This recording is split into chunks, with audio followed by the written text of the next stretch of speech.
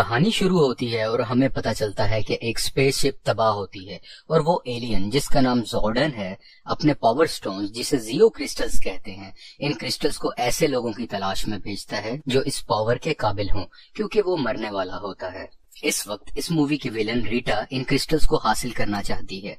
एकदम से इस सीन में धमाका होता है और ऐसा दिखाया जाता है कि सब मर गए हैं और वो क्रिस्टल्स भी वहीं दब जाते हैं।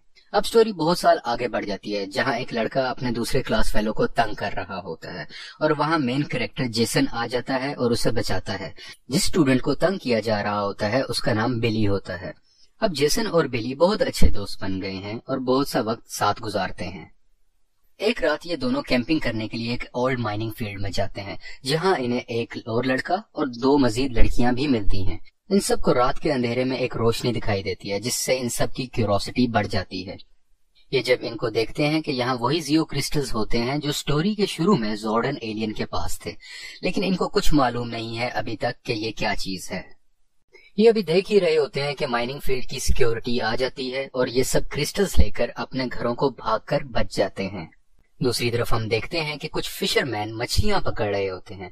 मछलियों के साथ हमें एक औरत की बॉडी भी नजर आती है और ये रीटा की बॉडी होती है जो स्टोरी की शुरू में जॉर्डन से क्रिस्टल्स हासिल करना चाह रही होती है। अगले सीन में हम देखते हैं कि अगले दिन जब ये सब सुबह सोकर उठते हैं तो इन सब के अंदर पावर आ जाती हैं जो इनकी स्ट्रेंथ और स्पीड बढ़ा देती हैं। उसके अलावा ये सब लंबी लंबी छलांगे भी लगा सकते हैं। ये सब लड़के और लड़कियां ये देखकर परेशान हो जाते हैं और फैसला करते हैं कि दोबारा उस जगह पर जाया जाए। इस सीन में फिशरमैन जब पुलिस को कंप्लेन करते हैं कि उनको किसी की डेड बॉडी मिली है तो पुलिसमैन जब देखता है तो रीटा की बॉडी एकदम से जिंदा हो जाती है और पुलिसमैन को मारकर शहर की तरफ रवाना हो जाती है। अब ये तीनों लड़के और दोनों लड़कियां अपनी पावर्स को चेक करते हैं और थोड़ी सी बेसिक ट्रेनिंग करते नजर आते हैं। ये सब इसके बाद पानी के नीचे छुपी हुई एक स्पेसशिप में दाखिल होते हैं जिसे देखकर सब हैरान रहते हैं और इन्हें अंदाजा होता है कि जो क्रिस्टल हमें मिले थे वो इसी स्पेसशिप का हिस्सा हो सकते हैं। इस सीन में जॉर्डन एक कंप्यूटराइज्ड प्रोग्राम की शेप में इन सब के सामने आता है और वो बताता है कि अगर ये क्रिस्टल्स तुम सबको मिले हैं तो तुम सब पावर रेंजर्स हो, जैसे कि मैं हुआ करता था। अब तुम इन क्रिस्टल्स और प्लेनेट अर्थ की हिफाजत करोगे। दूसरी तरफ रीटा अपनी मैजिक गोल्ड स्टिक पूरी करने के लिए गोल्ड की तलाश में निकली हुई होती है क्योंकि इसकी गोल्ड स्टिक में मैजिक होता है और जो उसकी मदद करती है अपनी आर्मी जगाने के लिए। इस सीन में जेसन और बाकी पावर रेंजर्स फाइट प्रैक्टिस कर रहे होते हैं ताकि रीटा जब अपनी पावर मुकम्मल कर आए तो उसका मुकाबला कर सकें। अब हम देखते हैं कि रीटा एक ज्वेलरी शॉप में जाती है जो वहां से गोल्ड लेती है जो उसकी स्टिक बनाने के काम में आता है और उसके अलावा उसके बाद वो वहां पे जब पुलिस आती है तो तबाही मचा के सबको मार देती है। ये सब मॉर्फिंग के लिए उसी स्पेसशिप पर खड़े होते हैं। मॉर्फिंग एक ऐसा प्रोसेस है कि जब ये सब अपनी सोच इकट्ठी करते हैं किसी एक मकसद के लिए तो इन सबको एक यूनिफॉर्म मिल जाता है जो कि रेड, ब्लू, येलो जैसे कलर्स में होता है।